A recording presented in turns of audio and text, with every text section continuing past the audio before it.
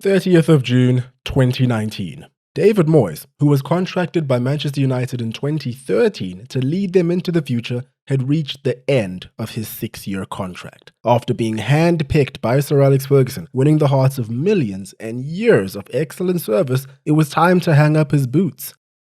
Except for the fact that didn't happen. The excellent service part, at least. He didn't last the full 6-year contract. He didn't even last one of those years.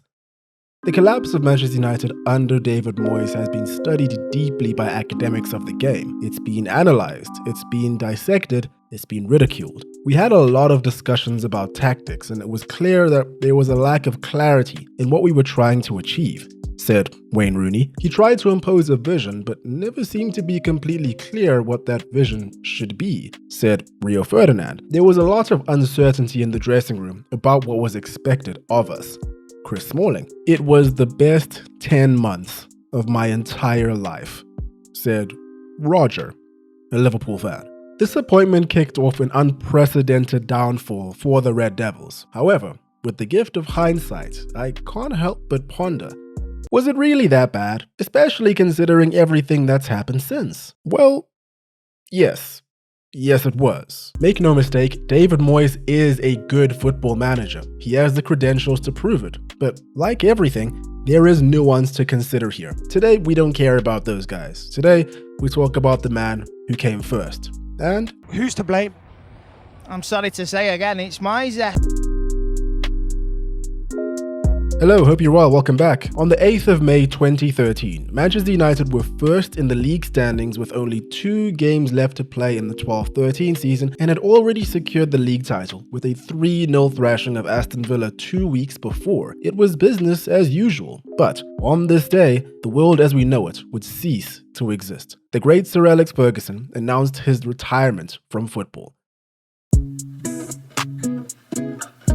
Most people were in disbelief because it seemed as though it came out of nowhere, but perhaps there were those that simply chose to see it as some sort of elaborate prank. It wasn't the first time that he publicly announced that he'd be stepping away from Old Trafford. In May of 2001, he announced that he'd be retiring at the end of the 01-02 season at 60 years old. But after his decision to leave led to a decrease in ability to motivate his players and United being in 9th place by December, yes, that was not normal back then, his family convinced him to stay on. This man retired in 2002 but only left in 2013.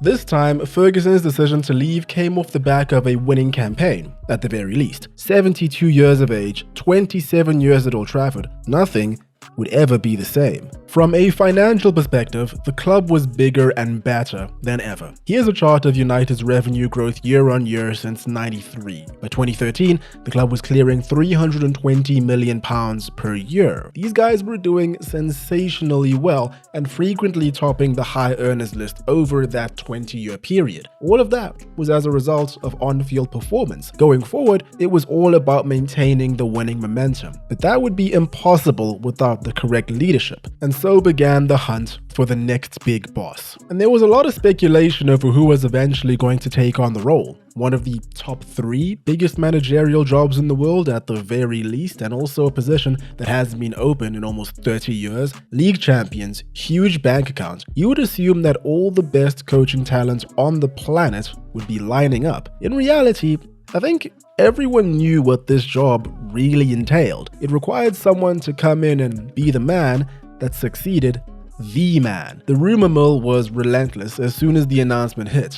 Luckily though, thanks to comments from Sir Alex Ferguson himself in his 2015 book, Leading, we have an idea of what was going on behind the scenes. I present to you our list of candidates. Pep Guardiola, the man coming hot off the heels of leading Barcelona to their most successful period. He was on a sabbatical at this point, but everyone knew it would be a matter of time before he returned to the game. I asked Pep to phone me before he accepted an offer from another club, but he didn't, and wound up joining Bayern Munich in July 2013. Cheers, Pep. Jurgen Klopp, very hot property. Borussia Dortmund were back-to-back champions in the Bundesliga thanks to him, and were playing a brand of football that in some ways was ahead of its time. What better way would there be to usher in a new era? We also knew that Jurgen Klopp was happy at Borussia Dortmund and would be signing a new contract. No dice. Jose Mourinho. It became apparent that Jose Mourinho had given his word to Roman Abramovich that he would return to Chelsea. Fair? What about Carlo Ancelotti? And that Carlo Ancelotti would succeed him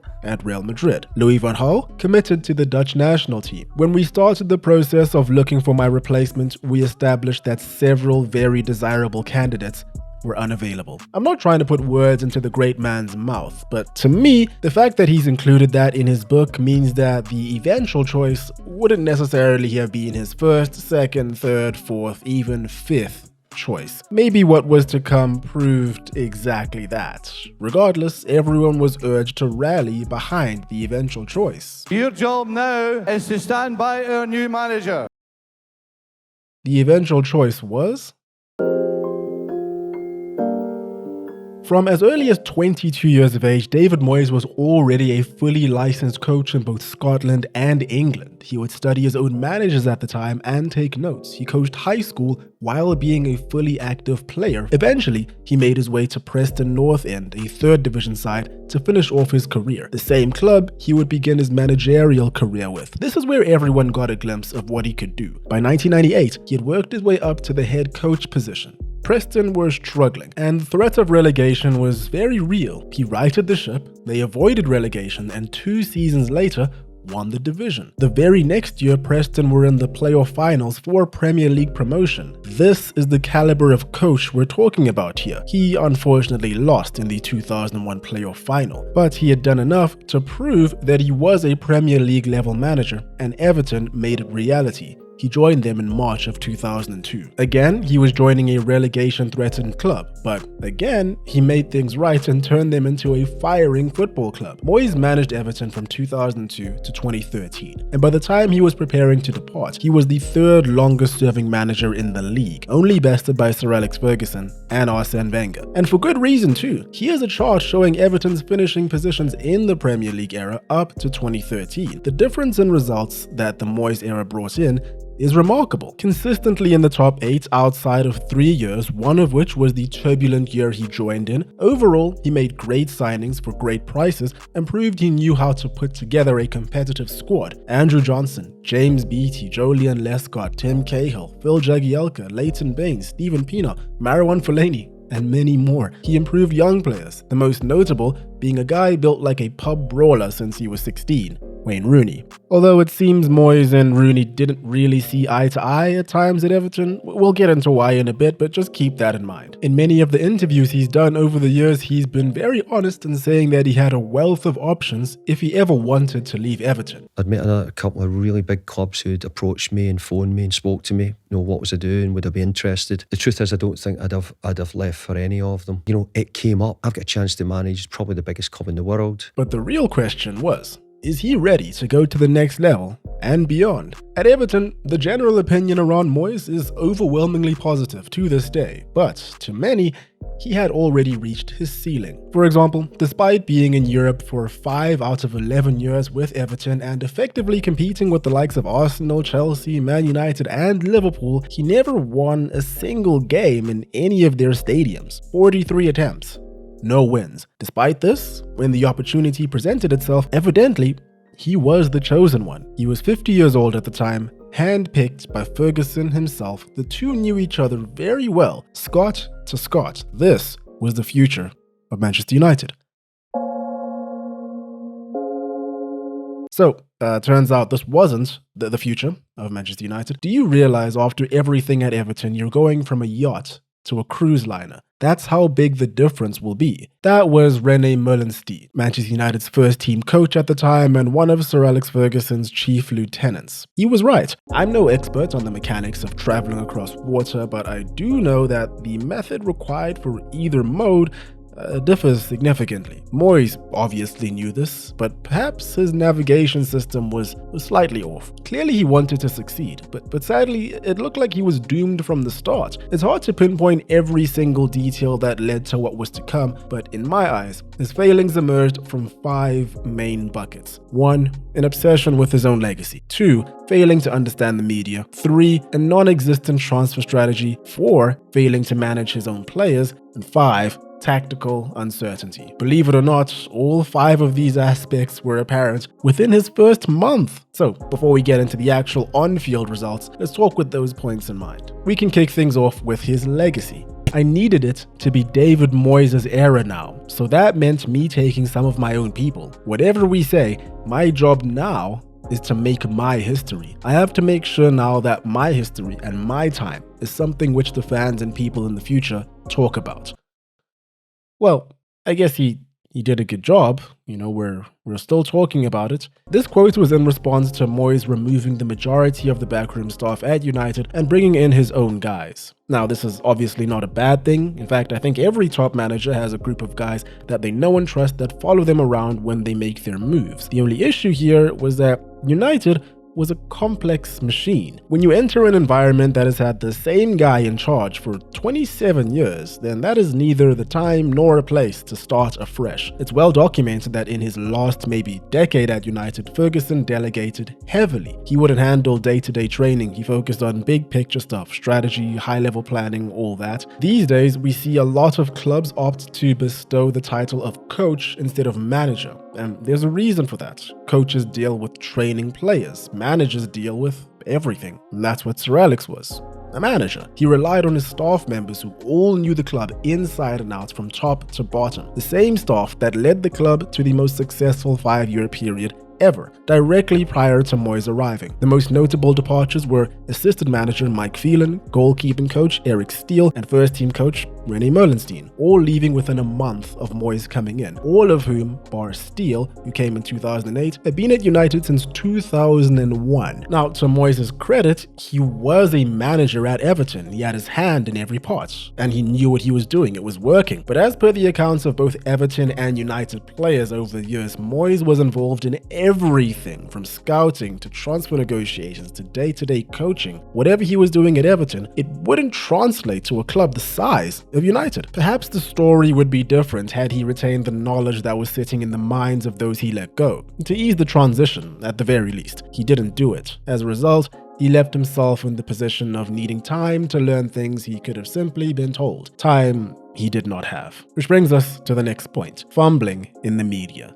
Moyes officially stepped into office on the 1st of July 2013. There was a lot to do, and you would have to do it all while conducting a pre-season tour across the world in Australia and Asia. For European clubs, pre-season tours in these areas in particular are notoriously bloody hectic. Constant traveling, a melange of time zones, jet lag, hotels, sponsorships and media appearances, photo shoots, meet and greets, and more, all while trying to get the stars of the show fit and up to scratch for the upcoming campaign and trying to bring in new talent. In Moyes' case, throw in getting to know the players currently at hand while also getting to grips with how the club operates. It's grueling, and of course, I'm saying this from the perspective of compassion. Unfortunately, most reporters don't have the same compassion. Just before leaving Bangkok, following the first leg of the tour, Moyes said the following about Wayne Rooney. Wayne can play up on his own. He can play dropped in. Overall, my thought on Wayne is, if for any reason we had an injury to Robin van Persie, we'll need him. I want to be able to use the two of them. I want to use Danny Welbeck and Javier Hernandez as well. I want to give myself as many options as possible. Given the full quote, this is a nothing quote, a generic answer. Guess which part of that quote was copy-pasted onto hundreds of headlines. Overall, my thought on Wayne is, if for any reason we had an injury to Robin, we'll need him. Boom. David Moyes doesn't rate Wayne Rooney, the club's highest paid player. Moyes was reportedly livid that his words were minced. I don't see how he didn't see it coming, especially given the context of what was happening around Rooney. Firstly, Rooney was already on shaky terms with the club and Sir Alex Ferguson. He didn't even feature in Ferguson's final 2 games in charge and had handed in a transfer request only weeks before Moyes arrived. It was rejected. And secondly, as I alluded to, Moyes and Rooney had quite a rough history. Moyes' first challenge at United will be to deal with striker Wayne Rooney, who Moyes once managed at Everton, before the manager went on to successfully sue the player for libelous comments in Rooney's ghost-written autobiography. In 2006, 2 years after Rooney had left Everton for Manchester United, Rooney released an autobiography. In said book, Rooney accused Moyes of forcing him out of Everton and leaking the details of the disagreement to the public. Moyes sued for libel, but the two settled out of court and Rooney apologized. Also, Jose Mourinho was openly talking about Rooney being his only transfer target to Chelsea. Even worse, Rooney had picked up an injury on that same tour and was forced to fly home. The media was lapping it up. For the next few months, Moyes continued to make remarks that I don't think he fully thought through and just led to everyone starting to feel he was extremely out of his depth. Only a couple of weeks into his United career, Moyes was complaining about United's opening fixtures: Manchester City, Liverpool, and Chelsea in 3 of their first 5 games. I find it hard to believe that's the way the balls came out of the bag, that's for sure. The manager of Manchester United sad that the job is too hard. Lovely. Add on his constant assertion that he needed more time and people became less and less willing to take him seriously. Next up, a non-existent transfer strategy. When I first went into United, my real target was Gareth Bale. The other one I came really close to getting was Cesc Fabregas, and Sir Alex Ferguson had told me there was always a chance Cristiano Ronaldo might come back from Real Madrid. This was from 2016, but in the near decade since, Moyes had consistently repeated these sentiments. Along with these 3 megastars, Thiago Alcantara was another target he claimed to have been close to signing. To be entirely fair to Moyes, and not to completely mud his ability to draw players, Toni Kroos has publicly admitted to have been close to joining Manchester United from Bayern Munich in 2014, even after Moyes had been in charge for a few months, but that never materialized. In 2014, before I signed with Real Madrid, I had already agreed with Manchester United, but then they kicked out David Moyes, who I was still sitting on my couch with in Munich, and hired Louis van Gaal. Van Gaal had previously worked with Toni Kroos at Bayern Munich. I'm guessing the two didn't exactly get along. So basically, the big picture here is saying, in some alternate reality, Manchester United in 2014 were rocking a team with Cristiano Ronaldo, Gareth Bale, Cesc Fabregas, Toni Kroos, Thiago Alcantara, Wayne Rooney, Robin van Persie, and the prodigal son himself, Adnan Januzaj. We were so close. Unlike the United rumor mill in the years to come, I do believe that the links to these players were very real. However, based on all the reporting, it seems that all of these players, minus Kroos, were more likely to have signed given Ferguson was still in charge. Either that, or they were waiting to see if the Moyes project proved successful before committing themselves to it. I would say that was a good call. For Fabregas, judging by the fact that he went on to become a Chelsea star, I don't think the Arsenal connection mattered all too much. For Bale, I distinctly remember the rumor mill around him going to United being strong after his monumental PFA Player of the Year award winning season. I estimate that Moyes was hoping the name Manchester United would be enough for most players. It wasn't. The only player he signed in his first window was Marouane Fellaini on deadline day, a player that had a release clause of £23.5 million, but United, who were the only team after him, were too late to trigger it and ended up paying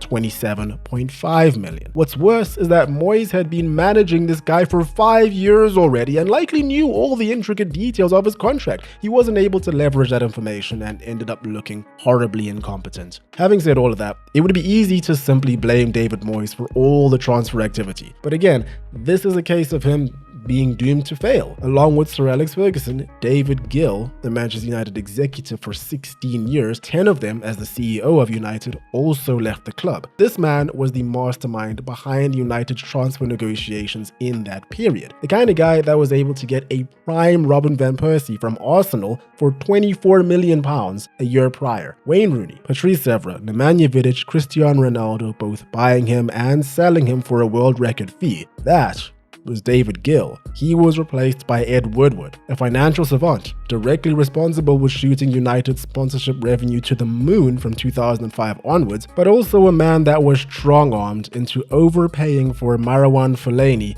despite not having any competition. Fellaini, to his credit, had a fantastic United career, and he has the greatest chest of all time. Pause. I'll accept no Fellaini slander, but there are levels to this. We're not going to get into Ed Woodward in this video, that's a whole other can of words. Just know that from a pure footballing perspective, Moyes didn't exactly have the dream team on his back. United were able to bring in Juan Mata from Chelsea in January, another fabulous player, but I wouldn't say the kind of profile of player that was a priority, not with an aging defense and midfield. Another nail in the coffin.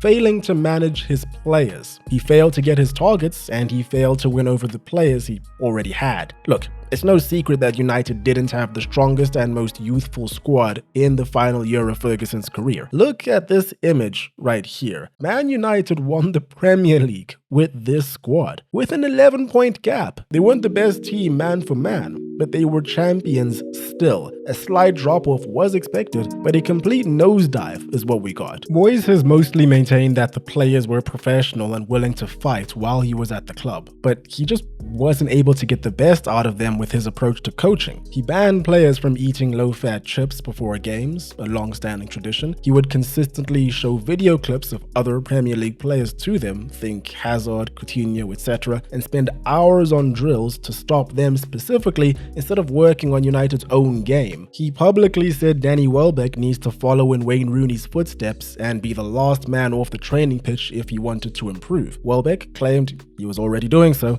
and dismissed the comments. Also in public, he fiercely and unsuccessfully pursued Leighton Baines in the market. Patrice Evra felt undermined, and Evra was an extremely popular figure in the dressing room. This upset many players. Captain Nemanja Vidic was in the final year of his contract, and his agent ruled out a contract extension as early as late November. Players were only being told who would play on the weekend as late as the day of the game, something Ferguson never used to do. It left many anxious and disrupted their pre-game preparations. It seems as though as late as November 2013, only 4 months into the job, Moyes had entirely lost the dressing room. And lastly, the final nail in the coffin: tactical uncertainty. As the quotes at the start of the video suggest, Manchester United's players were downright not sure what Moyes wanted to achieve on the pitch and what he expected from his players. In the first game of the season, United won by 4-1 against Swansea. It was the perfect start, but the joy wouldn't last at all. In the first 6 games, United only won twice. There were some positive stretches of results here and there as the season went on, but every time it looked like they were gathering ahead of steam, it all fell apart. And what did Moyes see as the solution? 81 crosses in a single game. 81 crosses in a single game. My God. 81 crosses. In one game? A game that was drawn 2-2 versus Fulham. How? Evidently, the playstyle he was trying to adopt for the most part relied on wide play and getting the ball into the box for attackers. Not at all unlike the attacking identity of vintage United sides, but Moyes was far too pragmatic and cautious in execution. He wanted this team to be defense first, bide their time for an opportunity and see if they can get lucky. Because of that, players didn't really have the license to attack with intent. Perhaps Moyes planned for the season under the assumption that Ronaldo, Bale, and maybe another one of those super flashy players that can win a game by themselves would arrive. I don't know, man. Here's the thing though. I completely understand why Moyes implemented his pragmatism. In the previous season, United won it all, but the defense was leaking like the stadium in 2024. 43 goals conceded, the most since 2002 at that point. He wanted to change that. Ironically, in trying to do so, the team conceded the same amount under Moyes. The main difference here was that when United conceded the year before,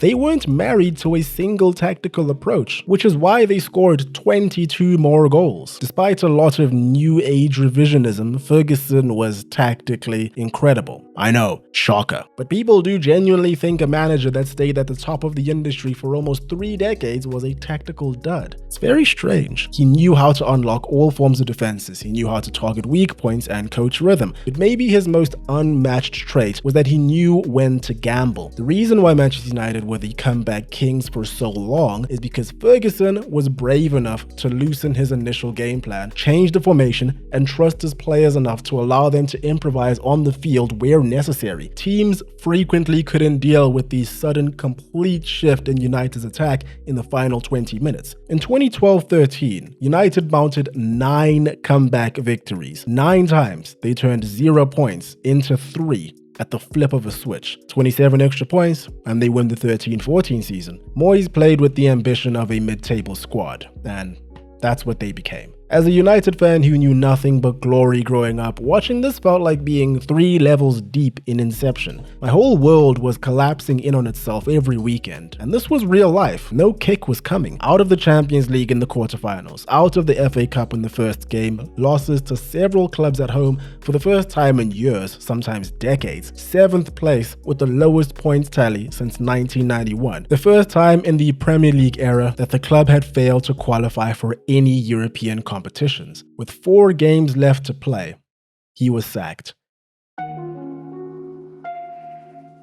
Moyes to this day feels that he just needed more time to do a job at Old Trafford. This is something that most would disagree with. Wrong man, wrong place. He just wasn't good enough. Like I've said numerous times now, he isn't a bad manager. He didn't make things easy for himself, that's for sure, but I maintain bro was destined to fail. At least he wasn't afraid of being the first. This is a list of Manchester United managers' win records from 2013 to 2024. This list includes all competitions. I've also gone ahead and included Sir Alex himself for reference. Both his all-time record and his record post-1992 being the Premier League era really puts it all into perspective, right? So what can we tell from this? Well, that Michael Carrick and Ruud van Nistelrooy just might be the greatest managers of all time? The numbers don't lie. But it also shows us that all of these men that followed Fergie aren't too dissimilar. I'm talking about the permanent ones, at least. This is a really, really tough club to manage and be successful at. For some reason, my mind completely wiped the Ranić period from memory. That was only 2 years ago. I genuinely couldn't recall. They say selective memory is a common coping mechanism. But the common denominator here is that most of these tenures incite a sour feeling in the minds of most United fans. Mourinho, Van Gaal, and Ten Hag won trophies, which is a reflection of their caliber as elite coaches. But almost every season, regardless of who was in charge, felt like a struggle. All of these guys struggled for many of the same reasons Moyes did. But ultimately,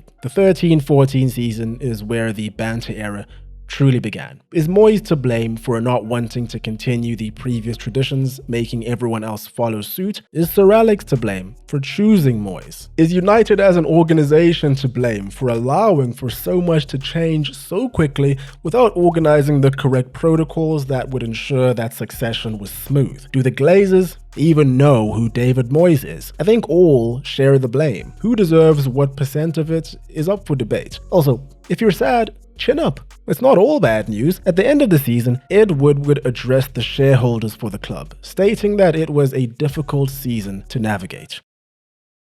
He also reported a record-breaking annual revenue of £433 million.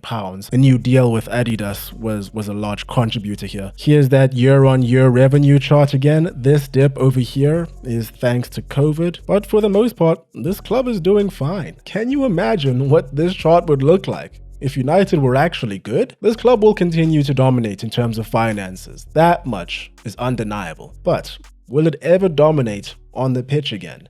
Maybe they were close to doing so. Maybe Moyes just needed more time.